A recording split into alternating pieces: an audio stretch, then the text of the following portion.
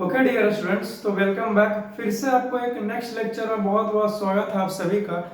और यहाँ तक लगे बने रहने के लिए, पेशेंस बनाए रखने के लिए और बहुत सारे क्वेश्चंस के साथ आगे बढ़ने के लिए मैं आपका हिम्मत को बहुत ही ज़्यादा प्रशंसा करता हूँ, क्योंकि यहाँ तक लगे आप लेक्चर में अटेंड कर चुके हो। इसका मतलब है कि आपके अंदर में क्यूरियोसिटी है, क्वेश्चंस को सॉल्यूशंस करना सीखना चाहते हो और क्वेश्चंस का प्रैक्टिस करना आपको अच्छा लगता है, वरना अभी तक लगे आप इस लेक्चर में प्रवेश नहीं करते।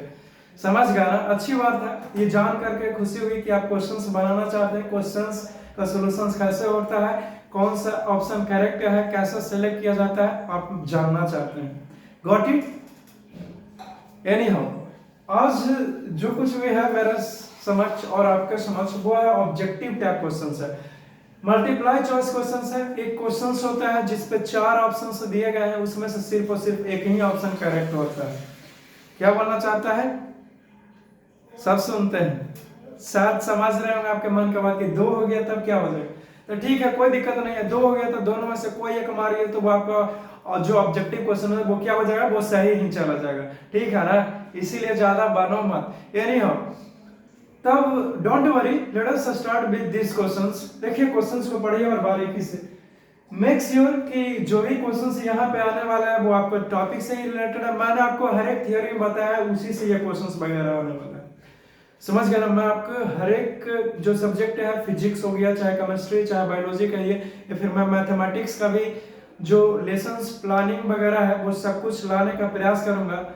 समझ गया? आपको बताऊंगा कि फिजिक्स का न्यूमेरिकल वगैरह किस प्रकार से सोल्व किया जाता है, एज सून एज पॉसिबल, जितना जल्दी संभव हो सकता है मैं आपके लिए लाने का प्रयास करूंगा।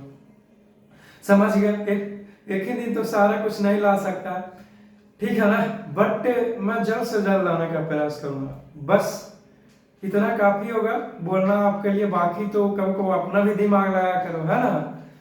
बाकी सब चीज में कैसे लगा लेते हो, और इतनी सारी चीजों में कहा नहीं लगाएगा, लगा लो। अच्छी बात है। बस stop laughing and listen to me. देखिए the question here arises is that internal fertilization occurs. जो इंटरनल फर्टिलाइजेशन है वो अकर्स करता है, यानी कि होता है, तो कहाँ होता है? ठीक है, देखो ये आप सबसे पहले क्या कीजिए, स्क्रीन को पॉज कीजिए। सारा क्वेश्चंस को अगर लिखना चाहते हो तो भी लिख लोगे, और नहीं तो मेरे साथ साथ में लिख सकते हो। ठीक है, मैं एकदम साइड हट गया हूं, और इतनी सारे क्वेश्चंस को आप क्या कीजिए, प्रैक्टिस के लिए आप पहले लिख लीजिए कॉपी पर, फिर मैं जब ऑप्शंस लगाता हूं तो उसके साथ टिक आउट करते चलेगा। Got it? अच्छी बात है। देखो क्वेश्चन नंबर फर्स्ट है यहाँ पे 66 में है कि इंटरनल फर्टिलाइजेशन जो है वो किस में होगा। तो ऑप्शन है कि इन फीमेल बॉडी में होगा, यानी कि फीमेल बॉडी के अंदर में होगा। ऑप्शन बी में आउटसाइड फीमेल बॉडी, यानी कि फीमेल बॉडी के बाहर होगा। ऑप्शन सी में है कि क्या मेल बॉडी में होगा। मेल बॉडी में कैसे हो जाएगा यह, और आउटसाइड द मेल बॉडी, ये दो ऑप्शन तो ऐसे ही गलत हो गए। और यहाँ पे क्या लिखा गया है, इंटरनल फर्टिलाइजेशन। आपको बताया था इंटरनल फर्टिलाइजेशन क्या होता है, कि वैसा किसी भी तरह का फर्टिलाइजेशन जो बॉडी के अंदर हो, फीमेल बॉडी के अंदर में हो, तब कहेंगे इंटरनल फर्टिलाइजेशन। यहाँ पे कौन सा ऑप्शन करेक्ट है? Option A is the correct option. मैं यहाँ पे डबल मार्किंग करूंगा, तो आप हमेशा भी मेरे तरह ही कॉपी कीजिए, और आप भी मेक श्योर कि आपने कितने गुड लगाए हैं, डबल गुड लगाए हैं। ठीक है ना? आप पूछा क्यों? देखो क्यों का सवाल नहीं किया करते, पता है एराज स्टूडेंट हो इसीलिए एराज स्टूडेंट बनकर है, ये नहीं हो, आई एम जस्ट किडिंग। देखिए क्वेश्चन नंबर 67 है, the number of nuclei present in A zygote is. जो जाइगोट में जो कितना नंबर ऑफ न्यूक्लियस होते हैं, ये पूछ रहा। एक बात बताओ जी, जाइगोट में क्या 50 को 1000 न्यूक्लियस रहेगा? एक ही ना रहेगा जी। अब पूछा कैसे? देखिए जाइगोट फॉर्मेशन हुआ, एक न्यूक्लियस स्पर्म का गया, एक न्यूक्लियस ये ओवम का गया, दोनों फ्यूजन हुए, तो एक जाइगोट में एक ही न्यूक्लियस होगा, नहीं तो फिर वो एक जाइगोट कैसे कहलाएगा? ठीक है ना? ये जाइगोट तो कितना नंबर ऑफ न्यूक्लियस रहेगा? तो 1 रहेगा। तो यहाँ पे 1 को करेक्ट मार लिया करेंगे, थोड़ा सा गढ़ा दिया जाए। ठीक है ना? Lovely dear. Question number 68, a tadpole develops into adult. एक टैडपोल है, टैडपोल किसको बोलते हैं? The larva of frog is called tadpole. आपको पढ़ा था ना, भूल गए? याद है, वेरी गुड। जो लार्वा टैडपोल है, फ्रॉग है, उसको टैडपोल बोले। तो जो टैडपोल है हमारा वो इनटू एन एडल्ट में, एडल्ट फ्रॉग में यानी कि जवान फ्रॉग में बदल रहा है बाय द प्रोसेस ऑफ। तो वो किस प्रक्रिया का, किस प्रोसेस को वो फॉलो करेगा, यही प्रश्न है। तो क्या उसमें फर्टिलाइजेशन होगा, क्या उसमें मेटामॉर्फोसिस होगा, क्या उसमें इम्बेडिंग होगा, या फिर बडिंग होगा। देखिए ये फर्टिलाइजेशन कहां से आ गया जी, फर्टिलाइजेशन तो ये दूर की बात है, ये मेटामॉर्फोसिस होगा। अब ये इम्बेडिंग कहां से आ गया इसमें, अब बडिंग कैसे हो सकता है ये। तो करेक्ट ऑप्शन जो है वो मेटामॉर्फोसिस होगा। अब कोई लड़का सोच रहा है कि मेटामॉर्फोसिस क्यों होगा करेक्ट ऑप्शन सर। याद कीजिए मैंने आपसे क्या पढ़ा था कि मेटामॉर्फोसिस क्या होता है, व्हाट इज मेटामॉर्फोसिस। तो मैंने बताया था स्टूडेंट कि the process of changing larva frog into adult frog, then this process is called metamorphosis. इसको मेटामॉर्फोसिस कहते हैं। तो यहाँ पे क्या है, टैडपोल है, फ्रॉग का लार्वा है, वो डेवलप कर एडल्ट में। तो कौन सा फ्रॉग है बाय द प्रोसेस, कौन सा प्रक्रिया को फॉलो करेगा, तो मेटामॉर्फोसिस। आखिरकार आपको पता चलेगा कि मेटामॉर्फोसिस जो है ही क्यों करेक्ट आंसर्स होंगे। गॉट इट, अच्छी बात है। अब देखिए नेक्स्ट क्वेश्चन है, क्वेश्चन नंबर 69 है कि fertilization results immediately in the formation of. जो हमारा फर्टिलाइजेशन है वो जैसे ही फर्टिलाइजेशन हुआ वो इमीडिएटली यानी कि तुरंत रिजल्ट किस चीज में रिजल्ट हो जाएगा, किस चीज का फॉर्मेशन करेगा, बताना है आपको। क्या जाइगोट का फॉर्मेशन करेगा। तो यस, जैसे ही फर्टिलाइजेशन होगा तो फॉर्मेशन करेगा जाइगोट का। लेकिन लेकिन लेकिन हमें बिना पूरा ऑप्शन पढ़े हुए हमें नहीं यहाँ पे टिक लगाना है, समझ गया ना। अब तुमको बहुत ज्यादा गुस्सा आ रहा है कि अरे सर क्या बात कर रहे हैं, जाइगोट तो करेक्ट ऑप्शन है, आगे पढ़ने की क्या जरूरत है। एक बात बताओ जी, यहाँ पे दो ऑप्शन भी तो करेक्ट हो सकता है। अगर ए मार दिया तो हो सकता है बी में रहा है कि फर्टिलाइजेशन हुआ इमीडिएटली वैसा है, तो यहाँ पे बी में दे दिया रहेगा कि फर्टिलाइज्ड एग का निर्माण हो गया, तब क्या करेगा। और सी में रहेगा बोथ ए एंड बी, और डी में रहेगा नन, तो फिर सी हो जाएगा ना। इसीलिए हमेशा मैं कहता हूँ कि आप अपना ख्याल रखें किसी, और कबो कबो हो सके तो दूसरे का भी ख्याल रख लिया करो, है ना। Any how left thing, I am just kidding. तो देखिए जाइगोट का निर्माण होगा। ऑप्शन बी, एम्ब्रियो कहां से डायरेक्ट निर्माण होगा जी, तो प्लेसेंटा से क्या लेना देना, और फीटस तो बहुत दूर की बात है। तो जैसे ही फर्टिलाइजेशन होगा रिजल्ट्स होगा जाइगोट का, एक जाइगोट का निर्माण। So that's why the correct option is that option number A, which is zygote. तो आप हमेशा जाइगोट को लगाइए, जैसे कि मैंने यहाँ पे जाइगोट को टिक आउट कर दिया, ठीक है ना स्टूडेंट। मैं यहाँ पे हाईलाइटेड कर रहा हूँ गाढ़ा करके, ताकि आपको क्लियरली दिखा। मुझे पता है कि आपको आंखों में कोई प्रॉब्लम नहीं, मुझे शक नहीं, और है भी तो गॉगल्स वगैरह लगा लिया होगा, है ना, अच्छी बात है। तो देखिए क्वेश्चन नंबर 70 है कि which of the following is not a part of the human male reproductive system. अब नीचे 1 to 4 ऑप्शन, जैसे ए में दिया हुआ टेस्टिस, ठीक है, ऑप्शन बी में है ओविडक्ट, सेमिनल वेसिकल, एपिडर्मिस। अब ये चारों ऑप्शन में बताना है कि कौन जो है वो is not a part of human male reproductive system, वो ह्यूमन मेल रिप्रोडक्टिव सिस्टम का पार्ट नहीं है, नहीं है, ठीक है ना। तो एक बात बताओ, ह्यूमन मेल रिप्रोडक्टिव सिस्टम में टेस्टिस तो होता है। अब ये ओविडक्ट नाम ही है, ओविडक्ट, ओविडक्ट यानी कि फॉलोपियन ट्यूब की बात कर रहे हैं। फॉलोपियन ट्यूब का दूसरा नाम है ओविडक्ट। तो एक बात बताओ जी, ये ओविडक्ट ह्यूमन में मेल रिप्रोडक्टिव सिस्टम में क्या काम है ओविडक्ट में, क्यों, क्योंकि ओविडक्ट तो हमेशा फीमेल बॉडी में होता है ना स्टूडेंट, तो पक्का ओविडक्ट होगा। लेकिन और देखते हैं कि कुछ सेमिनल वेसिकल हम लोगों में होता है सेमिनल वेसिकल, जो कि प्रोस्टेट ग्लैंड के पास में है। और क्या है ऑप्शन, एपिडर्मिस भी होता है हमारा टेस्टिस का, स्क्रोटल टेस्टिस के ऊपर ये होता है। तो कौन नहीं होगा, तो ओविडक्ट नहीं होता। तो आप ओविडक्ट को क्या कीजिएगा, टिक आउट कर लीजिए, ठीक है ना। ओविडक्ट को टिक लगाओ जल्दी से, लगा लिया student, very good, very nice. अब क्वेश्चन नंबर 71 देखते हैं कि which of the following is not a viviparous animal. निम्नलिखित कुछ 1 2 3 4 एनिमल्स का नाम दिया हुआ, उसमें से चुन के आपको बताना है कि कौन जो एनिमल है वो नॉट नॉट क्या वीवी पेरस एनिमल, वो वीवी पेरस एनिमल नहीं हो स्टूडेंट, नहीं। तो कौन नहीं है तो बताइए। ये में रैट, रैट में चूहा हो गया। तो एक बात बताओ जी, चूहा क्या देता है, अंडा देता है? नहीं, चूहा जो है वो बच्चा का डायरेक्ट जन्म देता है। और ऑप्शन बी में लिजर्ड, हाँ छिपकली जो है वो बच्चा का डायरेक्ट जन्म नहीं देती है। 1 मिनट। छिपकली जो है वो बच्चा को जन्म नहीं देती है, छिपकली जो है वो अंडा देती है, ठीक है ना? ठीक है, वेरी गुड। और रैबिट जो है वो क्या करता है, वो रैबिट जो है वो बच्चे को जन्म देती है। और डी में कैट, कैट मींस बिल्ली, बिल्ली भी बच्चे को डायरेक्ट जन्म देती है। तो पूछा क्या वीवी पेरस एनिमल कौन नहीं है? तो कैट, वीवी पेरस एनिमल क्या होता है? तो वीवी पेरस एनिमल वैसे एनिमल को कहते हैं जो सीधे बच्चे को जन्म देता हो, समझिए। तो यहाँ पर रैट है, रैट जो है वो बच्चे को जन्म देता है, यानी कि वीवी पेरस एनिमल है। लिजर्ड जो है वो बच्चे को जन्म नहीं देता, अंडा देता पहले।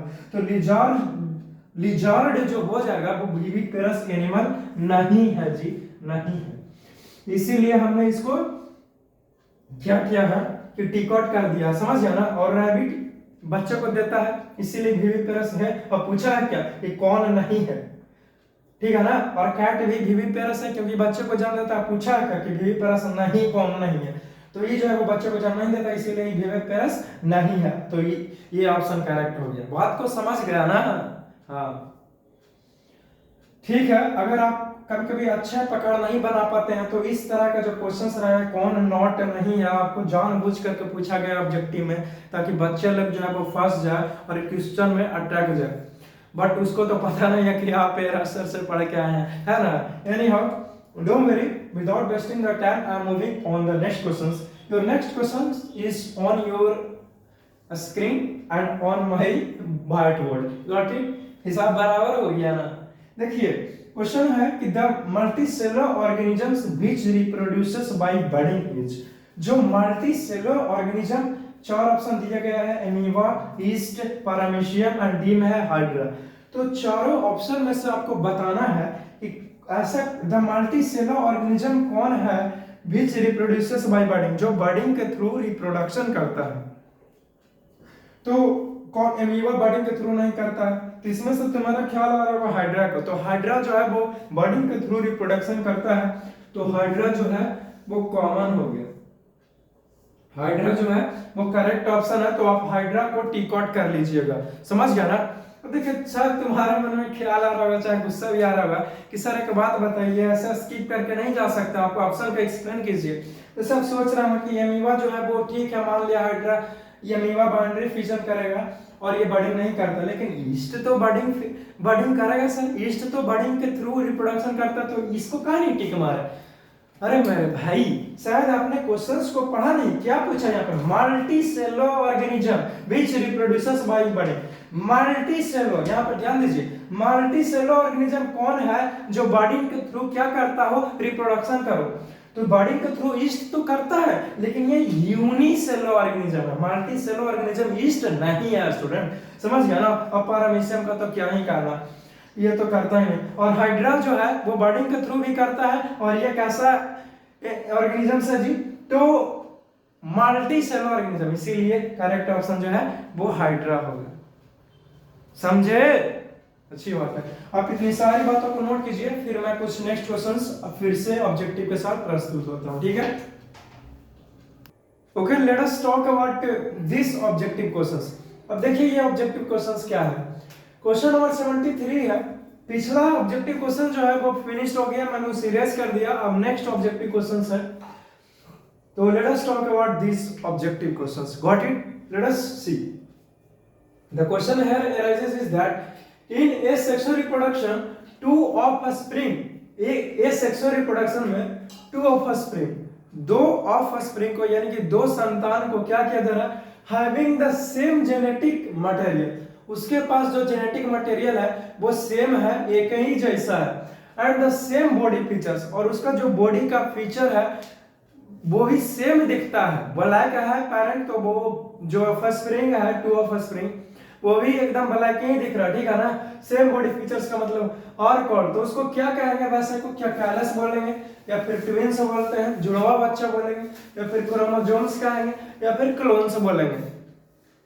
बात को समझिए यहाँ पे, इस सेक्सुअल रिप्रोडक्शन में दो ऑफस्प्रिंग जब एकदम सेम दिख रहा हो, एकदम सेम जेनेटिक मटेरियल, यहाँ पे दो चीज अलग है, उसका जेनेटिक मटेरियल सेम है और सेम बॉडी फीचर्स और एक ही बॉडी फीचर्स है, तो क्या बोलेंगे उसको जी, तो वैसे को क्लोन्स बोलते हैं, तो विच इज कॉल्ड क्लोन्स। जब सेम हो जाए, एक ही जैसा हो जाए, तो the term which is used is clones, तो उस टर्म को यूज इस्तेमाल करते हैं वो है क्लोन इस्तेमाल करते हैं। Got it. जैसे आप जाइए आधार कार्ड लेकर के और बोलिए कि भाई साहब इसका फोटोकॉपी निकाल के दो, तो वो क्या करेगा कि जैसा आधार कार्ड रहेगा हर एक चीज लिखावट वगैरह सब कुछ सेम देगा। हाँ मुझे पता है कि वो ब्लैक एंड व्हाइट में देगा, वो रंगीन था तुम्हारा, तो क्या हुआ, बाकी तो सब कुछ सेम ही है ना। तब तो वही हुआ कॉपी, क्लोन्स। तो क्लोन्स होता है, क्या होगा क्लोन्स, तो clones is the correct answer. आप इसको में क्लोन्स मार लीजिए, ठीक है ना, अच्छी बात है। नेक्स्ट है कि which of the following animals does not show metamorphosis। आपके पास चार एनिमल्स का नाम दिया हुआ, जैसे कि फिश दिया हुआ, फ्रॉग है, सिल्कमॉथ हो गया, मॉस्किटो हो गया, तो एबीसीडी ऑप्शन जो है वो चार जानवरों का नाम है, और इसमें से कौन जो है वो मेटामॉर्फोसिस प्रक्रिया से बड़ा नहीं होता, या फिर मैं यूं कहूं कि मेटामॉर्फोसिस प्रोसेस को शो नहीं करता है, तो बोलो ना कौन, ये फिश की फ्रॉग की सिल्कमॉथ। मॉस्किटो भी करता है मेटामॉर्फोसिस शो करता है, सिल्कमॉथ भी करता है, फ्रॉग भी करता है, करती है बोले ना सर, कुछ भी है चलेगा, लेकिन फिश जो है वो मेटामॉर्फोसिस शो नहीं करता है। तो पूछा क्या कि कौन मेटामॉर्फोसिस शो नहीं करता है, ये मेटामॉर्फोसिस शो करता है, लेकिन मेटामॉर्फोसिस शो कौन नहीं करता, नॉट, कौन नहीं शो करता, तो फिश जो है वो मेटामॉर्फोसिस शो नहीं करेगा, इसीलिए फिश ही आपका करेक्ट आंसर हो गया। समझ गया ना स्टूडेंट, अच्छी बात है। Late us talk about the next question. The question is 75। ये सेक्सुअल रिप्रोडक्शन इज, जो ये सेक्सुअल रिप्रोडक्शन है वो क्या है, उसको बताना है। ये फ्यूजन ऑफ स्पेशलाइज्ड सेल, क्या ये फ्यूजन ऑफ स्पेशलाइज्ड सेल है। फ्यूजन ऑफ गैमेट लिखता था कुछ समझ में आता, लेकिन ये स्पेशलाइज्ड सेल क्या लिख दिया। बी है, anyhow just calm down. B है कि a method by which all types of organism reproduce। क्या ये सेक्सुअल रिप्रोडक्शन जो है वो एक प्रकार का मेथड है जिसके थ्रू सारे इस ऑर्गेनिज्म जो है वो रिप्रोड्यूस करता है। ये कैसे लिख दिया, ऐसा कैसे लिख सकता है, ये तो अन्याय है ना। ये ऑप्शन तक सही हो गए हैं। नेक्स्ट लगता है कि ये method producing genetically identical offspring. Offspring ये सेक्सुअल रिप्रोडक्शन में जो है वो कोई भी मेल गैमेट और फीमेल गैमेट का फ्यूजन नहीं होता है, इसीलिए जो न्यू इंडिविजुअल है वो भी कैसा जन्म होता है जी, तो वो भी क्लोन होता है, एकदम एग्जैक्ट कॉपी अपने पेरेंट की तरह होता है। समझ गया ना, चलिए अच्छी बात है। तो ये कुछ हो सकता है सही, बाकी आगे पढ़ के देखते हैं, बिना सब पढ़े हुए तो सही नहीं बोल सकते हैं। डी है कि ये method in which more than one parent are involve. यही पढ़ना है तुमको। ये सेक्सुअल रिप्रोडक्शन एक मेथड है जिसको में एक पेरेंट से अधिक लगता है। अरे ये सेक्सुअल रिप्रोडक्शन में तो एक ही पेरेंट की जरूरत है, और ये लिखा है कि मोर देन वन पेरेंट रिकॉर्ड, देखो ना लिखा है इन which more than one parent और इन्वॉल्व, एक पेरेंट से भी ज्यादा इन्वॉल्व होता है ये सेक्सुअल रिप्रोडक्शन। ये तो गलत लिख दिया ना ऑप्शन स्टूडेंट। तो मुझे लगता है या फिर सच में करेक्ट ऑप्शन जो है वो सी होगा। क्यों? क्योंकि ये मेथड है, ये सेक्सुअल रिप्रोडक्शन क्या है, तो एक मेथड है प्रोड्यूसिंग जेनेटिकली आइडेंटिकल ऑफस्प्रिंग। वही कैसे, तो जेनेटिकली आइडेंटिकल यानी कि सेम यानी कि क्लोन पैदा होगा, ठीक है ना, ये सेक्सुअल रिप्रोडक्शन में। तो the correct option and the correct answer is option number C. ठीक है ना स्टूडेंट?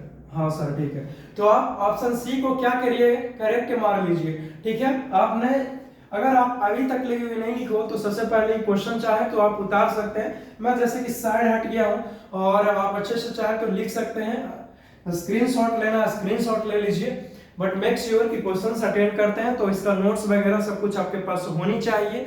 ठीक है ना बच्चे, अच्छी बात है। क्वेश्चन नंबर 76 की मैं बातें करता हूँ। ठीक है, क्वेश्चन नंबर 76 है कि which of the following organism reproduces bye binary fission. पूछा है कि कौन सा जो निम्नलिखित ऑर्गेनिज्म है वो रिप्रोड्यूस करता है, यानी कि नए ऑफस्प्रिंग का निर्माण तो करता है, लेकिन बाय किसके द्वारा, तो बाइनरी फिजन करता है। आपके पास चार ऑप्शन है, क्या हाइड्रा करेगा बाइनरी फिजन, क्या ईस्ट करेंगे, क्या एमीवा करेगा बाइनरी फिजन, तो सी एनी में तो पक्का करेगा, नहीं करेगा। वेरी गुड, अच्छी बात है कि नहीं करेगा। तो कौन करेगा बोलो ना। तो देखिए ये हाइड्रा तो बडिंग करेगा, ईस्ट भी वही करेगा, और एमीवा जो है वो बाइनरी फिजन, और सी एनी में का तो कुछ कहना ही नहीं है। तो एमीवा जो है वो बाइनरी फिजन करता है। पूछा क्या कि कौन जो है वो रिप्रोडक्शन करेगा न्यू ऑफस्प्रिंग का, वही किसके थ्रू, तो बाइनरी फिजन के थ्रू। तो एमीवा जो है वो बाइनरी फिजन करता है, इसीलिए करेक्ट ऑप्शन जो है वो क्या हो जाएगा बोलो, एमीवा हो जाएगा। ठीक है ना, तो आप एमीवा को टिक आउट कर लीजिए। ठीक है, आई होप कि आपने एमीवा को टिक आउट कर लिया होगा। अब देखते हैं नेक्स्ट क्वेश्चन, क्वेश्चन नंबर 76 होगा मेरे ख्याल से। अच्छी बात है, 76 है, 76 तो हो गया ना। क्वेश्चन नंबर 77 है, ओके जस्ट कम डाउन। तो which of the following is not an oviparous animals। आपको बताना है कि which of the following यानी कि जो निम्नलिखित लिखा गया है उसमें से कौन जो है वो oviparous animals में। हाँ सर, इतना हिंदी तो हमको भी आता है, बार बार इतना हिंदी किसी तो हम बच्चे नहीं। अच्छा ठीक है, अच्छी बात है अगर आप ऐसा सोचते हैं तो, बट डोंट वरी, फिर भी एक बार आप सुनिएगा तो आपको रिवाइज ही हो जाएगा। इतना तो गारंटी है जी कि नुकसान नहीं करेगा, है ना, इसीलिए आप सुन सकते हैं। तो कौन जो है वो ओविपेरस एनिमल नहीं है। तो स्नेक ओविपेरस एनिमल सबसे पहले जानिए कि किसको कहते हैं। ओविपेरस एनिमल वैसे एनिमल को कहते हैं स्टूडेंट जो अंडा देता हो, सीधे सीधे बच्चे को जन्म नहीं देता, और पहले जो है वो ओविपेरस एनिमल क्या करेगा, अंडा देगा, और उस अंडे में से क्या निकलेगा, बच्चा निकलेगा। ठीक है ना, तो ओविपेरस नॉट है, यानी कि कौन जो है वो ओविपेरस नहीं है, इसका मतलब कि कौन जो एनिमल है वो अंडा नहीं देता है, ये पूछ रहा है। तो स्नेक जो है वो अंडा देता है, और कौन नहीं दे रही ना पूछा है। फिश जो है वो अंडा देता है, हाँ देता है लेकिन क्यों बोला देती है बोलिए, ज्यादा अच्छा रहता है। अरे तो क्या हुआ, सब चलता है, उतना तो तुम भी समझते हो, अभी भी बोला ना कि उतना हिंदी तरह भी समझते हो, तो बाकी कहो अपना भी दिमाग लगा लिया करो, हम तो फ्लो में बोले जा रहा है ना। एनीहाउ, तो फिश जो है वो भी अंडा देंगे, हाँ ये ठीक रहेगा, देंगे बोल दीजिए, ना मेल का पता ना फीमेल का पता, देंगे। वाह क्या दिमाग लगा, वेल एनीहाउ, तो फिश जो है वो अंडा देंगे। रैट, अभी भी पिछला एक ऑब्जेक्टिव क्वेश्चन आता है जिसे बोलते ना कि रैट जो है वो बच्चा देता है और देता फिर से, अच्छा ठीक है देते हैं, रैट जो है वो बच्चा देते हैं। वाह सर क्या हिंदी बोलेगा, देती है नहीं बोल सकते, अच्छा नहीं लगता। नहीं हो फ्रॉग भी क्या करेंगे, तो अंडे देंगे, फ्रॉग अंडा देंगे, इसीलिए ये ओविपेरस है फ्रॉग। और पूछा क्या कि कौन ओविपेरस नहीं है, बात को समझिए। तो रैट जो है वो बच्चा देता है, यानी कि अंडा नहीं देगा, इसीलिए ओविपेरस नहीं है ये रैट। अब पूछा क्या कि कौन नहीं है, तो रैट ओविपेरस नहीं है, इसीलिए करेक्ट ऑप्शन जो है वो रैट ही हो जाएगा।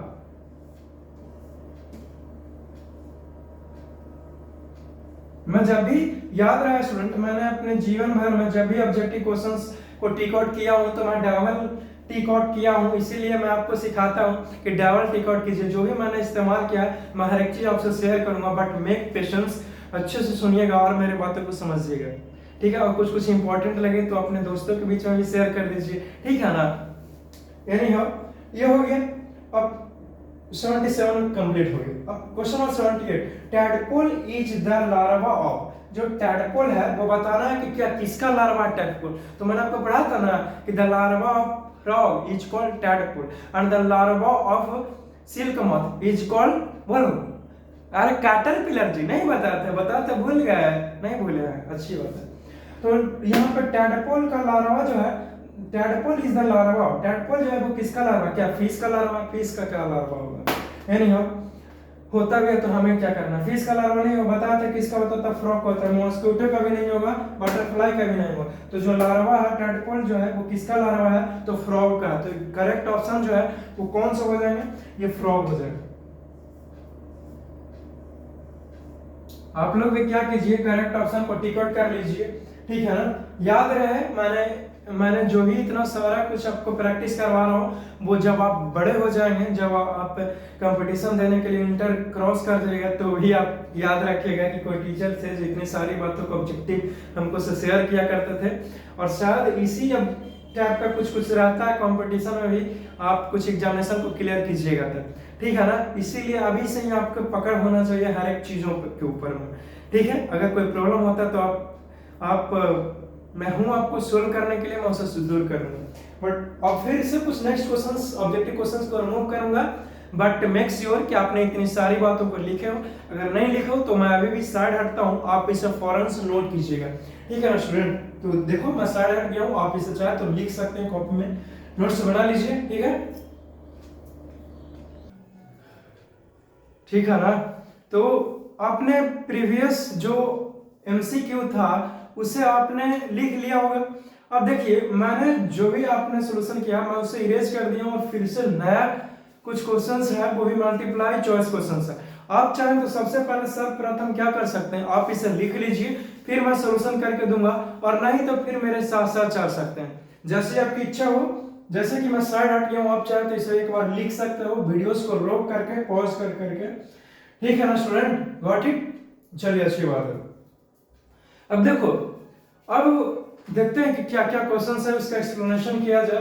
The question here arises is that the production of an exact copy of an animals, जो प्रोडक्शन हो रहा है वो भी एग्जैक्ट कॉपी है उसी के जैसा है, किसका, तो एनिमल्स का। लेकिन कैसे, तो by asexual reproduction is known. देखिए एसेक्सुअल रिप्रोडक्शन के थ्रू एग्जैक्ट कॉपी एकदम ठीक उसी प्रकार का एनिमल्स का निर्माण किया जा रहा है, तो इज नोन है। तो उसको क्या कहते हैं, क्या बर्डिंग कहेंगे, बर्डिंग कहां से आ गया, मैटिंग यानी क्लोनिंग कहेंगे, क्या हैचिंग कहेंगे, क्या कहेंगे, तो द करेक्ट ऑप्शन जो है वो है सी है, क्लोनिंग कहते हैं। क्लोनिंग बताया था कि ये सेक्सुअल रिप्रोडक्शन ही है, एक सेक्सुअल रिप्रोडक्शन का ये प्रकार है क्लोनिंग, जिसको में क्या होता है कि जो ऑफस्प्रिंग है, इंडिविजुअल है, वो एकदम एग्जैक्ट कॉपी होता है पेरेंट्स के। तो the correct option is that cloning, got it भाई, cloning is the correct option. I have given the ideas, got it. तो इसे क्या कीजिए, आप टिक आउट कर लीजिएगा, ठीक है ना। देख लो मैं डार्क टिक लगा रहा हूं, यहाँ पे गढ़ा रहा हूं। Anyhow completed question number 79। Next questions 80। One of the following is not a part of the human female reproductive system.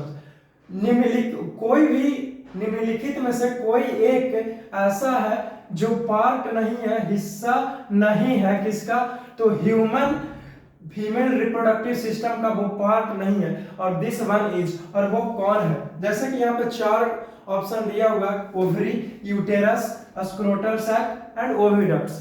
अब इन चारों में से आपको बताना है स्टूडेंट कि कौन जो है वो फीमेल रिप्रोडक्टिव सिस्टम का पार्ट नहीं है। समझ गए ना, अच्छी बात है। देखिए ओवरी जो है वो फीमेल रिप्रोडक्टिव सिस्टम का पार्ट, क्यों, क्योंकि ओवरी ही तो जो है वो real organ of the female reproductive system है, और जो कि ओवरी जो है वो ओवम को रिलीज करता है। बात को समझ गया ना, अच्छी बात है। यूटेरस तो होता है, इसी में यूटेरस का दूसरा नाम है बोम, और यूटेरस में ही तो बच्चा को जन्म होता है, तो यूटेरस भी है। स्क्रोटल सैक नहीं होता है, क्यों, क्योंकि जो स्क्रोटल सैक है वो मेल रिप्रोडक्टिव सिस्टम होता है, और इसी स्क्रोटल सैक के अंदर में टेस्टिस होता है। आप नोटिस किए होंगे कि जो टेस्टिस है राउंड शेप का, एक के आकार का जैसा, ठीक है ना, टेस्टिस, उस टेस्टिस के चारों ओर चमड़ी लगा हुआ रहता है, ठीक है, उस चमड़ी का ही नाम है स्क्रोटल सैक, यानी कि एक पॉच होता है, थैलेक के आकार के अंदर में टेस्टिस जो होता है वो कवर्ड होता है, पैक्ड होता है, ठीक है। तो स्क्रोटल सैक जो है वो मेल में होता है, और ओविडक्ट्स, तो ओविडक्ट्स जो है वो फीमेल में होता है। ओविडक्ट्स का दूसरा नाम फॉलोपियन ट्यूब, तो फॉलोपियन ट्यूब फीमेल बॉडी में होता है। फीमेल रिप्रोडक्टिव सिस्टम का हिस्सा पूछा है क्या कि कौन जो है वो ह्यूमन फीमेल रिप्रोडक्टिव सिस्टम का पार्ट नहीं है, तो स्क्रोटल सैक। क्यों, क्योंकि स्क्रोटल सैक जो है वो ह्यूमन मेल रिप्रोडक्टिव सिस्टम का पार्ट है, तो scrotal sac is the correct option. आप टिक आउट कर लीजिए इस स्क्रोटल सैक को बढ़िया से, अच्छे से, ठीक है ना स्टूडेंट। आई होप कि आपने टिक आउट कर लिया होगा, ठीक है। अब देखिए क्वेश्चन नंबर 81 है, reproduction is essential for living organisms in order to. जो रिप्रोडक्शन है वो इसेंशियल यानी कि जरूरी है किसके लिए, तो लिविंग ऑर्गेनिजम्स के लिए, जो जिंदा है ऑर्गेनिज्म उसके लिए, इन ऑर्डर टू, तो किस लिए, किस लिए रिप्रोडक्शन इसेंशियल बोल रहे हैं, कोई तो कारण बताइए। तो ऑप्शन ए में क्या इसलिए है कि keep the individual organism alive, क्या इसे रिप्रोडक्शन करना चाहिए कि जो इंडिविजुअल है उसको जिंदा, एक बात बताओ, जिंदा रहने के लिए रिप्रोडक्शन करने का क्या जरूरत है, ऐसे का जिंदा नहीं हो, रिप्रोडक्शन जो डेली कर रहा है वही जिंदा है, ऐसा नहीं है, सभी कोई है। तो ये कहां से आ गया, कैसे कैसे ऑप्शन आ जाते हैं, खैर ये नहीं हो, आपको हमेशा बुद्धि लगाना चाहिए। देखिए ऑप्शन बी है कि फुलफिल एनर्जी रिक्वायरमेंट, ये रिप्रोडक्शन करने से एनर्जी का रिक्वायरमेंट कब से होने लगा जी, नहीं होता है ऐसा। सी में मेंटेन ग्रोथ, ग्रोथ माने कि बॉडी का ग्रोथ करने के लिए रिप्रोडक्शन करना पड़ेगा, हाँ हीरो नहीं होगा ये, this is the wrong option. And D है कंटिन्यू द स्पीशीज फॉरएवर, हाँ this is the correct option. क्यों, क्योंकि ऑप्शन को पढ़िए और क्या लिखा गया कि जो स्पेसीज है उस स्पेसीज को कंटिन्यू रहे यानी कि लगातार रहे उस स्पेसीज के लिए, यानी कि वो जिंदा रहे, तो उसके लिए क्या किया जा रहा है, तो उसके लिए रिप्रोडक्शन करना जरूरी है, तभी तो वो स्पेसीज जो है वो सरवाइव करेगा, जी सकेगा। तो reproduction is essential for living organism, reproduction जो है वो लिविंग ऑर्गेनिज्म के लिए एसेंशियल है। तो क्यों है, ताकि उसका जो स्पीशीज है उसका कंटिन्यूटी मस्ट रहे, बरकरार रहे। So the correct option is the option number D. ठीक है ना डियर स्टूडेंट, तो देखिए डियर आप इसे फौरन से टिक आउट कीजिएगा, ठीक है, ऑप्शन डी को करेक्ट मार दीजिए, got it. Next question, question number 82, one of the following occurs in reproductive system of flowering plants as well as that of humans। यहाँ पे प्रश्न क्या है उसको जरा सा आपको समझना चाहिए, शायद आपको एक बार पढ़ने से क्लियर नहीं हो रहा होगा, बट डोंट वरी मैं आपको क्लियर कर दूंगा, ठीक है। One of the following occurs in reproductive system, जो निम्नलिखित कुछ चार ऑप्शन दिए गए हैं 82 में, स्पर्म डक्ट, एंथर, ओवरी और स्टाइल, ठीक है। अब इस चारों में से जो कोई भी एक जो है वो अकर्स इन रिप्रोडक्टिव सिस्टम, वो रिप्रोडक्टिव सिस्टम में गिनती हो सकता है, वो भी फ्लावरिंग प्लांट्स, वो भी फ्लावरिंग प्लांट्स में भी वो रिप्रोडक्टिव सिस्टम होता है as well as that of humans, और वो भी वो ह्यूमंस में भी होता है। यानी कि ये जो चार ऑप्शन है sperm duct, anther, ovary, style जो है वो इस चारों में से कोई एक ऐसा ऑप्शन है, ऐसा चीज है जो ह्यूमंस में भी पाया जाते हैं और फ्लावरिंग प्लांट्स में भी पाया जाता है ना। कुछ क्वेश्चन स्लाइटली डिफरेंट, अच्छी बात है। तो बोलो क्या हो जाएगा, स्पर्म डक्ट कहां से आ जाएगा जी, क्यों, क्योंकि स्पर्म रिलीज करने के लिए स्पर्म डक्ट चाहिए। एंथर तो कहां से हो जाएगा, ह्यूमन में एंथर का क्या काम है। ओवरी जो है वो फीमेल बॉडी में होता है, तो देखिए ओवरी जो है वो फ्लावरिंग प्लांट्स में भी होता है ओवरी। स्टाइल तो प्लांट्स में ठीक है पार्ट है, लेकिन ह्यूमन में कहां से स्टाइल, ह्यूमन में तो स्टाइल जो है भाई ये एक ही स्टाइल को जानते हैं, है ना, करवा दे anyhow just calm down have a seat. तो स्टाइल प्लांट्स में तो होगा, लेकिन ओवरी जो है वो ह्यूमन फीमेल रिप्रोडक्टिव सिस्टम का पार्ट है ये ओवरी, और साथ ही साथ ये फ्लावरिंग प्लांट्स में भी ओवरी पाया जाता है। So the correct option is that ovary, ठीक है ना। तो आप इसे ओवरी में टिक आउट कर लीजिएगा, ठीक है। तो आई होप कि आपने इतनी सारी चीजों को समझे होंगे। अगर अभी भी आपने नहीं लिखा हो तो मैं साइड हटता हूं, आप इसे फौरन से क्या कीजिएगा और नोट कीजिएगा, लिख लीजिएगा, और फिर कुछ और ऑब्जेक्टिव क्वेश्चंस मैं आपसे डील करता हूं, ठीक है ना, आपके साथ शेयर करूंगा। बट मेक श्योर कि इतनी सारी बातों को आपने लिखा होगा, ठीक है student. You have solved the previous multiply choice questions and now it's time to solve these multiply questions. Got it? Multiply choice questions को आपने सोल्व कर लिया, उसे मैंने इरेज किया और फिर से नया मल्टीप्लाई चॉइस क्वेश्चंस आपके स्क्रीन पर है। आप चाहे तो पहले इसको लिखिए और पीछे सॉल्यूशंस किया जाएगा, ठीक है ना। तो कॉपी पर इसे फौरन से मेंटेन कीजिए, याद रहे कि जैसे मैंने लिखा है वैसे ही आप कॉपी पर लिखिएगा। थोड़ा बहुत कुछ इधर उधर कर सकते हैं अपना सुविधा अनुसार, बाकी जो लिखा हूं वैसे ही लिखिएगा, ठीक है ना। तो इसे लिख लोगे फौरन से, मैं साइड हट चुका हूं, ठीक है स्टूडेंट, अच्छी बात है। देखिए क्वेश्चन नंबर 83 है, in human males the testes lie in the scrotal sac. जो ह्यूमन मेल्स की बातें करूं मेल को, तो जो टेस्टिस है वो लाई इन द स्क्रोटल सैक, वो जो टेस्टिस है वो कहां लाई करता है, तो एक स्क्रोटल सैक यानी कि टेस्टिस के ऊपर में चमड़ा रहता है, उसको स्क्रोटल सैक बोलते हैं, उस पौच के अंदर में टेस्टिस रहता है। तो प्रश्न है कि lies in the scrotal sac, ठीक है कोई दिक्कत नहीं है, और साइड द बॉडी, वो भी बॉडी के और साइड में होता है हमारा टेस्टिस वगैरह, स्क्रोटल सैक के अंदर में तो होता ही है, लेकिन हमारे बॉडी के अंदर में नहीं है, बॉडी के और साइड यानी कि बाहर, जैसे कैसे ये हाथ वगैरह इस बाहर है, उसी प्रकार से वो भी है बॉडी है, ठीक है। Because it helps in the, और क्यों है, शायद इसलिए हुआ क्योंकि वो मदद करता है। तो क्या मदद करता है, तो कुछ ए बी सी डी कुछ ऑप्शंस है आपके सामने, तो आपको बताना यह है कि जो टेस्टिस है वो स्क्रोटल सैक में है और वो भी हमारे बॉडी से बाहर है। क्यों है, शायद वो इसलिए क्योंकि वो हेल्प करता है। तो किस चीज के लिए हेल्प कर सकता है जी, ऑप्शन है ना कि process of mating, process of mating यानी कि मिलन का प्रक्रिया कंप्लीट कर। अब इससे क्या लेना है मैटिंग से, फॉर्मेशन ऑफ स्पर्म, शायद इसलिए हुआ क्योंकि स्पर्म जो है वो बन सकता है। ऑप्शन सी है इजी ट्रांसफर ऑफ स्पर्म, शायद बाहर इसलिए टेस्टिस है क्योंकि स्पर्म जो है वो आसानी से ट्रांसफर हो सके, निकाल सके। ये कोई मतलब हुआ जी, बाहर रहेगा तो आसानी से अंदर आता तो नहीं जाता, इससे क्या लेना है। और डी में ऑल देव कैसे हो सकता है, नहीं। तो करेक्ट ऑप्शन जो है वो ऑप्शन बी है, फॉर्मेशन ऑफ स्पर्म। टेस्टिस जो है वो स्क्रोटल सैक में है और वो भी हमारे बॉडी से बाहर, इसलिए है क्योंकि वो हेल्प करता है किस चीज में, तो फॉर्मेशन ऑफ स्पर्म, स्पर्म को बनने में वो सहायता करता है, ठीक है। तो करेक्ट ऑप्शन जो है वो ऑप्शन बी हो जाएगा।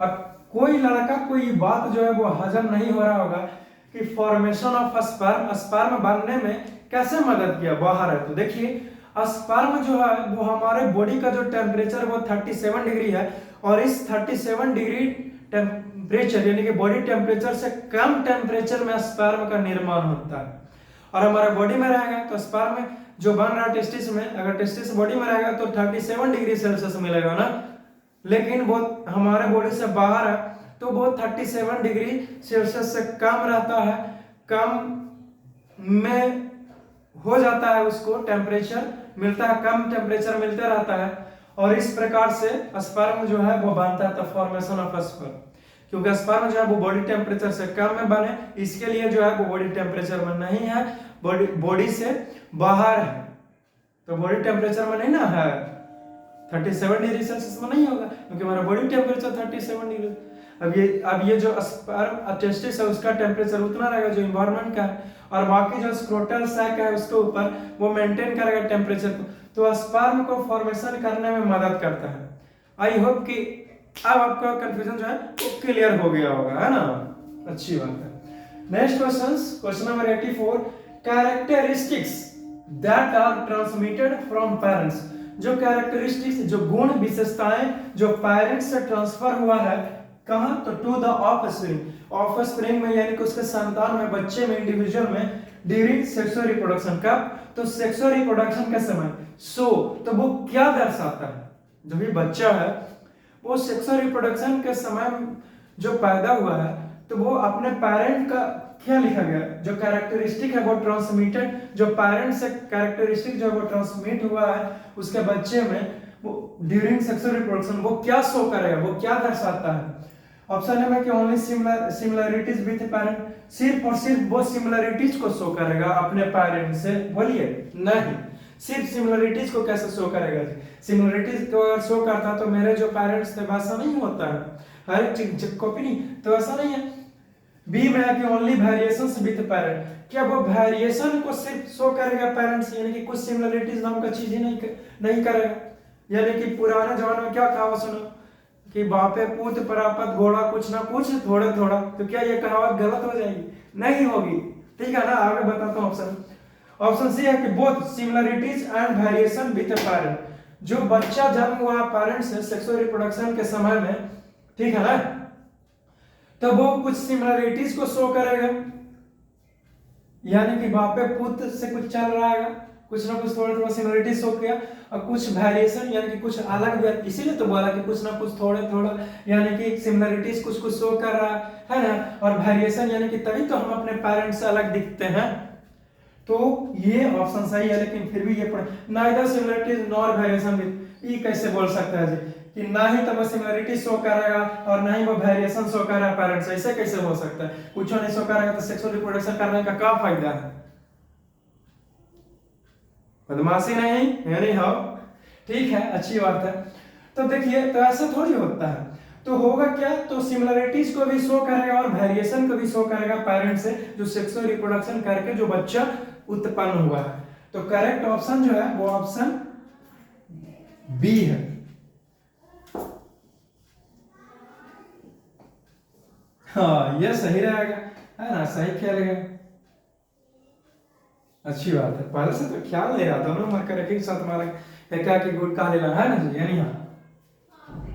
नेक्स्ट क्वेश्चन, क्वेश्चन नंबर 85 है, the offspring formed as result of sexual reproduction. जो ऑफस्प्रिंग निर्माण हुआ है सेक्सुअल रिप्रोडक्शन का, जो रिजल्ट है, परिणाम है, एग्जिबिट्स मोर वेरिएशन बिकॉज, वो जो है वो एक से अधिक वेरिएशन को शो करता है, और क्यों शो करता है ये आपको बताना है स्टूडेंट। तो देखिए ऑप्शन ए में है कि sexual reproduction is lengthy process. शायद प्रश्न पहले से समझिए, क्वेश्चन नंबर 85 समझो। जो ऑफस्प्रिंग, जो संतान का उत्पन्न हुआ है, उस सेक्सुअल रिप्रोडक्शन कर करके वो एक से अधिक वेरिएशन को शो करता है। क्यों करता है? शायद इसलिए करता है ताकि, क्योंकि सेक्सुअल रिप्रोडक्शन जो है वो शायद लेंदी प्रोसेस है, यानी कि कुछ लंबा प्रोसेस है, एकदम जटिल प्रोसेस है। तो ऐसे थोड़ी है कि जटिल प्रोसेस है। बी है कि genetically material comes from two parents of different species. क्या जी यही पढ़ा है कि सेक्सुअल रिप्रोडक्शन के समय में कि जो जेनेटिक मटेरियल है वो कम्स है, यानी कि आएगा, दो पेरेंट तो रहेंगे, इन्वॉल्व रहेगा सेक्सुअल रिप्रोडक्शन, लेकिन डिफरेंट स्पीशीज, स्पीशीज जो है वो डिफरेंट रहेगा। लायन जो है वो टाइगर के साथ जाकर के सेक्सुअल इंटरकोर्स करेगा, गाय जो है वो मतलब कि घोड़े के साथ में सेक्सुअल रिप्रोडक्शन, ऐसा थोड़ी होता है। स्पेसीज डिफरेंट नहीं हो सकता, स्पेसीज जो है वो सेम रहेगा। हम लोग ह्यूमन बींग्स, तो हम लोग ह्यूमन बींग्स एक ह्यूमन बींग्स के साथ ही सेक्सुअल इंटरकोर्स करेंगे, यानी कि स्पेसीज तो सेम रहेगा। ये ऑप्शन तो ऐसे ही गलती हो गया जी। और ये लेंथी प्रोसेस कैसे के लिए सिर्फ वेरिएशन शो कर रहा है, ये कहां से? सी ऑप्शन है कि genetic material comes from two parents of same species. हाँ, शायद वेरिएशन को इसलिए शो कर रहा है एक से अधिक, जो सेक्सुअल रिप्रोडक्शन करके जो बच्चा उत्पन्न हुआ है, क्योंकि जो पेरेंट्स है वो दो पेरेंट सेम स्पीशीज सेम है, यानी कि ह्यूमन बींग्स की बात करें तो वन मेल है और दूसरा फीमेल है, लेकिन दोनों ह्यूमन बींग्स है, टू पेरेंट्स है यहाँ पे सेम स्पीशीज का। तो शायद दोनों पेरेंट में तो पेरेंट से कुछ जेनेटिक मटेरियल आ रहा है, कुछ फीमेल बॉडी से आ रहा है उस बच्चे में, और कुछ फादर का गुण आ रहा है, तो दोनों मिल गया, शायद इसीलिए शो कर रहा है एक से अधिक, क्योंकि दो तो यहीं पे आ गया, दो गुण तो ऐसे ही आ गया, दो से अधिक शो कहा नहीं करेगा। Got it? तो पकड़ा ना पॉइंट? हाँ सर, अच्छी बात। लेकिन फिर भी डी भी पढ़ेंगे कि genetic material comes from many parents. ऐसे कैसे लिख सकता है? जेनेटिक मटेरियल जो है वो बहुत सारे पेरेंट्स से कैसे आ गया, एक मेल से और दूसरा फीमेल से ही तो आया उसके बच्चे में। बात को समझिए, पहले करा मेनी पेरेंट, तो ये तो ऐसी गलती हो गई। देखिए, कोई भी ऑब्जेक्टिव क्वेश्चन हो, मैं बार बार कहता हूं, कोई भी सब्जेक्ट का बिना चारों ऑप्शन पढ़े हुए कभी आपको तो टिक लगाना नहीं, चाहे जो हो जाए। कोई टीचर कुछ भी ट्रिक बताए, लेकिन फिर भी आपको चारों ऑप्शन पढ़ना, चाहे समय लग जाए, चाहे कुछ भी हो जाए। मेरी बातों को हमेशा याद रखना, समझ गया ना? अच्छी बात है। अब देखिए, तो जेनेटिक मटेरियल नहीं होगा, तो ऑप्शन जो है वो सी जो है वो करेक्ट होगा, क्योंकि जेनेटिक मटेरियल कम जो है वो दो पेरेंट्स है वो सेम स्पीशीज का। ठीक है, तो ऑप्शन जो है वो आप सी जो है वो लगा दीजिए। चलिए, अच्छी बात है, सी ऑप्शन करेक्ट है। ठीक है, तो इतने सारे क्वेश्चंस का मैंने आप सॉल्यूशंस करके दिया है स्टूडेंट। आई होप कि आपने इसको एंजॉय किया होगा और किसी भी तरह का कोई प्रॉब्लम्स नहीं आया होगा। और अगर फिर भी आप प्रॉब्लम्स को महसूस करते हैं तो आप मुझसे कह सकते हो कि हाँ सर यहाँ पर तकलीफ आएगा, लेकिन ऐसे ही फालतू नहीं बोल देना। मुझे पता है कि आप जब इस सुन लियो ध्यान से तो प्रॉब्लम्स हो ही नहीं सकता, समझ गया ना? क्योंकि मैं पढ़ा रहा हूँ, मुझे पता है, अब मुझे भरोसा है खुद पे, ठीक है ना? और नहीं तो क्या। एनी हाउ, तो इसे आप अच्छे से नोट कीजिए। फिर से अगर आपने इसे नहीं लिखा हो, जो भी मिलाना मिला लीजिए। मैं एक बार बगल हो जाता हूँ, ठीक है। आई होप स्टूडेंट कि आपने इसे मिला लिया होगा, लिख लिए होंगे। तो जितना भी ऑब्जेक्टिव क्वेश्चंस था रिप्रोडक्शन इन एनिमल्स क्लास 8 के लिए, मैंने सारे ऑब्जेक्टिव क्वेश्चंस को क्लियर कर दिया है, ठीक है ना, इस चैप्टर का। अब ऑब्जेक्टिव क्वेश्चंस और नहीं करवाऊंगा, और देखता हूं कि अगर और कुछ क्वेश्चंस रहा तो फिर और भी करवाऊंगा, बट ऑब्जेक्टिव क्वेश्चंस यहीं तक लगी था समाप्त होता है, ठीक है।